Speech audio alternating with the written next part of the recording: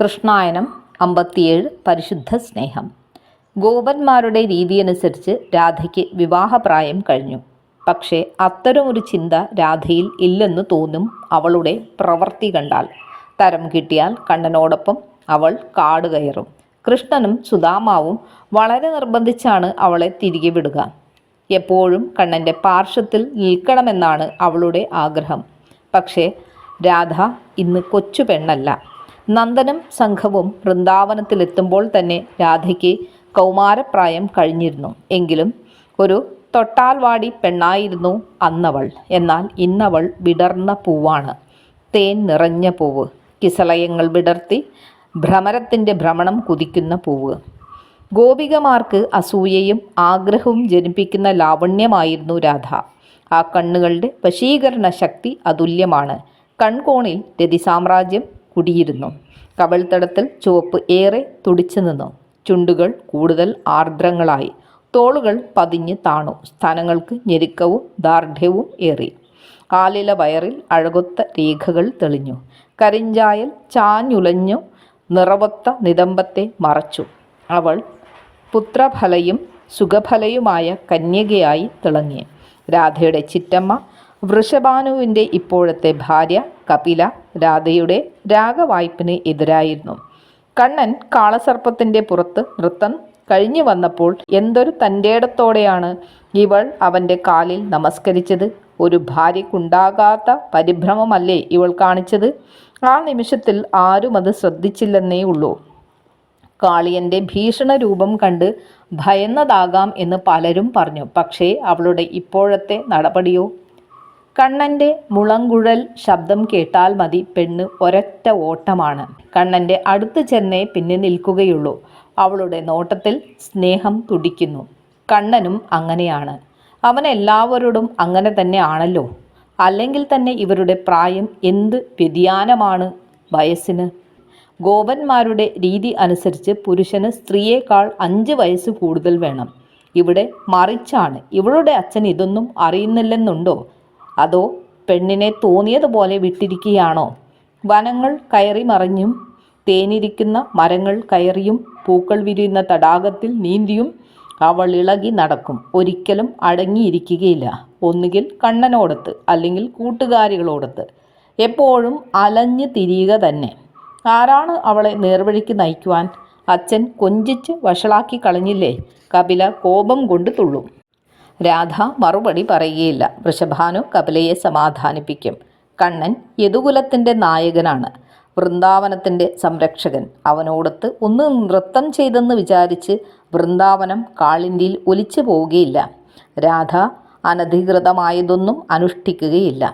വൃഷഭാനുവിൻ്റെ വാക്കുകളൊന്നും കപിലയ്ക്ക് പിടിക്കില്ല. അവൾ പിന്നെയും പെറുപിറുക്കും. ഒരു ദിവസം അർദ്ധരാത്രി കയറി വന്ന രാധയെ കപില കയ്യോടെ പിടിച്ചു. രാധ മഞ്ഞിൽ കുളിച്ചിരുന്നു. അവളുടെ കവിളിൽ താമരപ്പൂ വിടർന്ന് ചതഞ്ഞിരുന്നു. അവളുടെ ചുണ്ടിൽ ചുവപ്പ് നനുത്തിരുന്നു. ഉടയാട ഉടഞ്ഞിരുന്നു. മുടിക്കെട്ടുലഞ്ഞ് കുരുങ്ങിയിരുന്നു. കൺമഷി അടർന്ന് മാഞ്ഞിരുന്നു. തിലകം നനഞ്ഞ് കുതിർന്നിരുന്നു. കഴുത്തിലും നെറ്റിത്തടത്തിലും പുഷ്യരാഗ ചന്ദ്രക്കല പതിഞ്ഞിരുന്നു. രാധയെ കപില ആക്രോശിച്ചു. അവളൊന്നും മിണ്ടിയില്ല. ഉത്തരമില്ലാതെ നിന്നപ്പോൾ കപിലയ്ക്ക് കോപം കൂടി. രാധേ, നീ എവിടെ പോയിരുന്നു? ഞാൻ പുറത്തു പോയതാണ്. നീ നൃത്തം വയ്ക്കുവാൻ പോയതാണോ? അല്ല, രാധ പറഞ്ഞു. പിന്നെന്തിനു പോയി? ഞാൻ നദിയുടെ കരവരെ പോയതാണ്. കള്ളം, പച്ചക്കള്ളം. കപിലയ്ക്ക് ഈ കള്ളം സഹിക്കുവാനായില്ല. നറുനിലാവിൽ കൃഷ്ണനോടൊത്ത് നൃത്തം വെച്ച് തളർന്നു വന്നതാണ് രാധയെന്ന് കപിലയ്ക്ക് ബോധ്യമായി. അവൾ പൊട്ടിത്തെറിച്ചു. രാധേ, നീ പെണ്ണാണ്. പുരുഷന്മാരെ പോലെ അർദ്ധരാത്രിയിൽ ഇറങ്ങി നടന്നാൽ അതിൻ്റെ ആപത്ത് നിനക്കും ഈ കുടുംബത്തിനുമാണ്.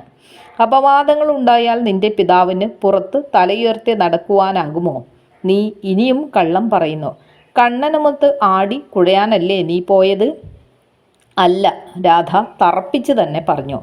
ദേഷ്യമൊഴുത്ത കപില രാധയുടെ ചെകിടത്ത് ആഞ്ഞടിച്ചു. അടികൊണ്ടപ്പോൾ അവളുടെ കവിൾത്തടം ഏറെ ചുവന്നു. പക്ഷെ അവൾക്ക് വേദന തോന്നിയില്ല. കാളിന്തിയുടെ കരയിൽ നീലവർണ്ണനുമൊത്ത് നൃത്തം ചെയ്ത രസം ആസ്വദിക്കുമ്പോൾ എന്ത് ദുഃഖം വന്നാലും അത് വേദനയല്ല. പക്ഷേ കപില അടങ്ങിയില്ല. സത്യം പറയാതെ അവളെ ഭവനത്തിൽ കയറ്റുകയില്ലെന്ന് വരെ കപില പറഞ്ഞു വെച്ചു. രാധ തളർന്നുപോയി. കപിലയുടെ ശബ്ദം കേട്ട് വൃഷഭാനു പുറത്തേക്ക് വന്നു. തളർന്നു കിടക്കുന്ന രാധയെയാണ് അദ്ദേഹം കണ്ടത്.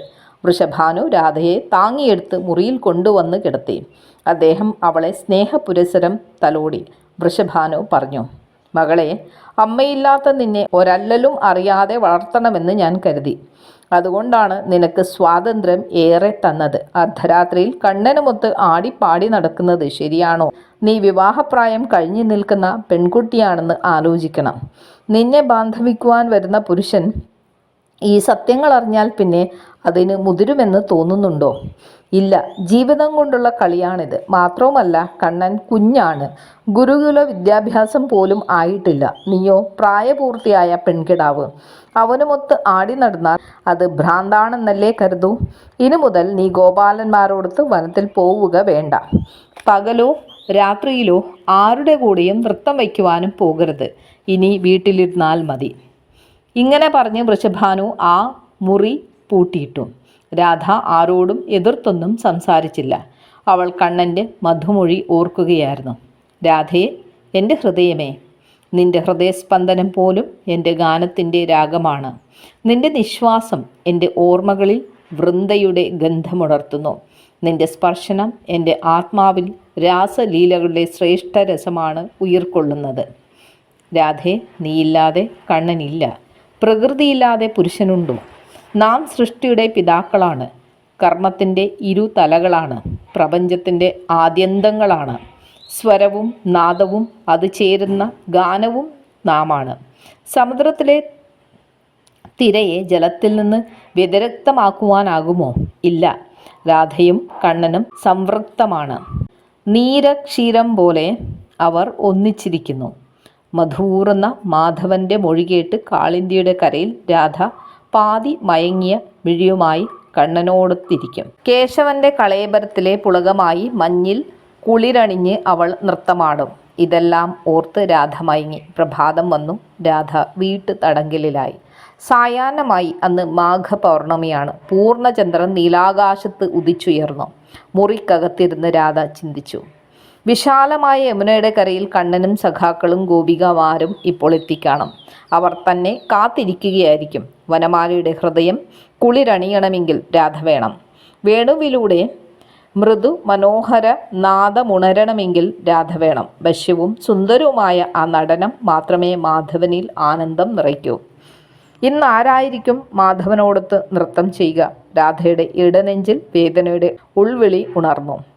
മനസ്സിനകത്തിരുന്ന് മുറിവേറ്റൊരു പ്രാവ് കുറുകുന്നത് പോലെ അവൾ ജനാലയുടെ നേരിയ വിടവിൽ ചെവി ചേർത്തിരുന്നു.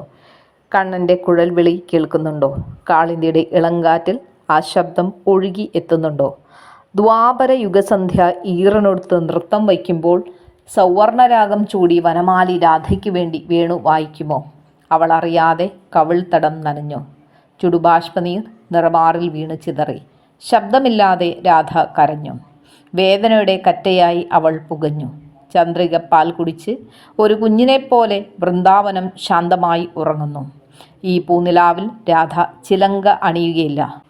ആരോഹണവരോഹണങ്ങൾ സൂക്ഷ്മമായി തെന്നിമാർന്ന കണ്ണൻ്റെ ഗാനത്തിനൊത്ത് രാധ നൃത്തമാടുകയില്ല. രാധ തലയിൽ കരം ചേർത്ത് കുനിഞ്ഞിരുന്നു. ഇളങ്കാറ്റിനോടൊപ്പം ആ സ്വരം പെട്ടെന്നാണ് രാധയുടെ കർണത്തിൽ പതിച്ചത്. പുല്ലാങ്കുഴലിൻ്റെ വശ്യശബ്ദം. കണ്ണൻ്റെ ഗാനം. രാധയുടെ ഹൃത്തടം തുടിച്ചു. പയോധരങ്ങൾ ഉയർന്നു താണു. കണ്ണുകളിൽ നിറബാഷ്പം തുറ്റിട്ടു. അവൾ ആ ഗാനത്തിന് ചെവിയോർത്ത് കിടന്നു. കണ്ണൻ വിളിക്കുകയാണ്. കാതര ശബ്ദത്തോടെ വിളിക്കുകയാണ്. രാധേ, നീ വൈകുവതെന്തേ? കണ്ണൻ നിന്നെ വിളിക്കുന്നു. നോക്കൂ, കാലം വശ്യം, പ്രകൃതി ധന്യം, സമയം സുന്ദരം. വരൂ രാധേ, വരൂ. നിന്റെ കണ്ണൻ വിളിക്കുന്നു. ഇനിയും അമാന്തിക്കരുതേ. പൂവൊളി പോലെ, പാൽപത പോലെ നിലാവ് പരന്നു. ഇന്ദ്രനീല പുഷ്പങ്ങൾ വിടർന്നു. ചന്ദ്രകാന്ത കല്ലുകൾ അലിഞ്ഞു. രജനിയിൽ കന്മദഗന്ധം തൂവി. ഇളം കാറ്റ് ഒഴുകി വരുന്നു. എല്ലാം നമുക്ക് വേണ്ടി, നമുക്ക് മാത്രം വേണ്ടി. വരൂ രാധേ, വരൂ. മനോഹരമായ ഈ ഗാനം കേട്ട് അവൾ ചെവി പൊത്തിപ്പിടിച്ചു. അവൾ മന്ത്രിച്ചു. കണ്ണാ, എൻ്റെ പൊന്നുണ്ണിക്കണ്ണാ, എനിക്ക് വയ്യ. ഇവിടെ നിന്നെങ്ങനെ ഞാൻ വരും? ഈ ഭിത്തികൾ എനിക്ക് ദുർഗമമാണ്. ഇവിടെ നിന്നെയോർത്ത് കത്തിയുരുകി കഴിയുവാനേ എനിക്ക് കഴിയൂ. രാധ ഹൃദയം പൊട്ടിക്കരഞ്ഞു. ആ വിതുമ്പൽ പോലും താളബദ്ധമായിരുന്നു. അവൾ അറിയാതെ പറഞ്ഞു, കണ്ണാ, പ്രിയ മുരളീധര, എനിക്ക് ചിറകുകൾ ഉണ്ടായിരുന്നെങ്കിൽ ഈ രാധ നിന്റെ സമീപം പറന്നെത്തിയേനെ. ഈ വാതിൽ പൊളിക്കുവാൻ എനിക്കാവുമായിരുന്നെങ്കിൽ കണ്ണാ, നിന്റെ കാൽപാദത്തിൽ ഒരു കണ്ണീർ പൂവായി രാധ പതിക്കുമായിരുന്നു. നിന്റെ മുമ്പിൽ ഹൃദയം മലർക്കെ തുറക്കുവാൻ എനിക്കാവുന്നില്ലല്ലോ കണ്ണാ. എൻ്റെ സ്വപ്നങ്ങൾ പ്രേമമന്ദരവുമായി പൂമ്പാറ്റകളെപ്പോലെ ഇതാ നിന്റെ സമീപത്തേക്ക് പറന്നു വരുന്നു. ഓമനകളായ ഗോപികമാരുടെ മുമ്പിൽ നീ നൃത്തമാടി തിമിർക്കുമ്പോൾ നിനക്ക് വേണ്ടി കേഴുന്ന മനസ്സുമായി രാധ വെറും നിലത്ത് കിടക്കുകയാണ്. ഇനി ഒന്നിനും വയ്യ. രാധ തളർന്നുപോയി. കണ്ണാ, തളർന്നുപോയി. അതോടെ അവൾ അർദ്ധബോധാവസ്ഥയിലായി. എത്ര നേരം അങ്ങനെ കിടന്നുവെന്ന് രാധയ്ക്ക് അറിയുകയില്ല. എന്തോ ശബ്ദം കേട്ടാണ് അവൾ ഉണർന്നത്. വെറും നിലത്ത് അവയവ ഛാദിതത്തിൽ അനാസ്ഥയായി കിടക്കുകയാണ് രാധ. അപ്പോഴും അവളുടെ ഉൾബോധം കണ്ണൻ്റെ കുഴൽ വിളിയിലാണ്. ആരോ വിളിക്കുന്നു. രാധ പിടഞ്ഞെഴുന്നേറ്റു. സംഭ്രമം കലർന്നു. മുറിയിൽ ആരോ ഉണ്ടെന്ന് രാധയ്ക്ക് തോന്നി. അവൾ എഴുന്നേൽക്കാൻ ഭാവിച്ചു. പെട്ടെന്ന് ആ ശബ്ദം രാധയിൽ ഒരു കുളിരായി പെയ്തിറങ്ങി. രാധയെ, മിണ്ടരുത്. കേശവൻ്റെ ശബ്ദമാണത്. അവളുടെ ആലസ്യം പോയി, ഉറക്കം പോയി, ഉന്മേഷം ഓടി വന്നു. നിലാവിൻ്റെ ഒരു തുണ്ട് മുറിയിൽ വീണിരിക്കുന്നു. മേൽക്കൂരയിൽ നിന്ന് കണ്ണൻ മുറിയിലേക്ക് വരുവാൻ വഴിയില്ല. അവൾ പതുക്കെ ചോദിച്ചു, കേശവ, പ്രിയനെ ഈ മുറിയിൽ എങ്ങനെ വന്നു? കൃഷ്ണൻ വാതിലിന് നേരെ ചൂണ്ടി. അവൾ അതിശയിച്ചു. ചിറ്റമ്മ പൂട്ടിയ വാതിലാണ്. പൂട്ട് ഇളകിയിട്ടില്ല. അതിലേ വന്നുവെന്ന് കാട് പറയുകയാണ് കേശവൻ. രാധയുടെ അതിശയം മാറിയിട്ടില്ല. മാധവൻ പറഞ്ഞു, രാധേ, വരൂ.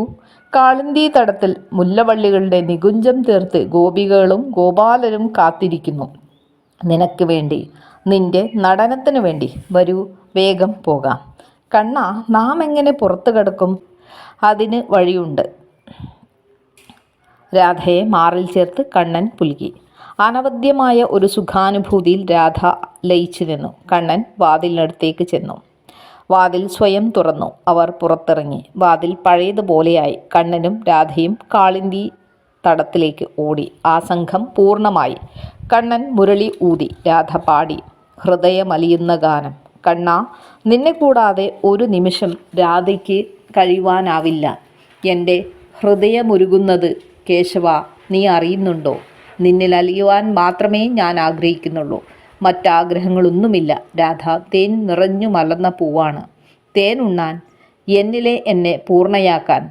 കടലൊളി വർണ്ണ, നീ കരിവണ്ടായി അണയൂ. രാധയുടെ ഗാനം ആവേശഭരിതമായിരുന്നു. നൃത്തം ചടുലമായിരുന്നു. ബ്രാഹ്മമുഹൂർത്തം വരെ ആ നൃത്തം നീണ്ടു.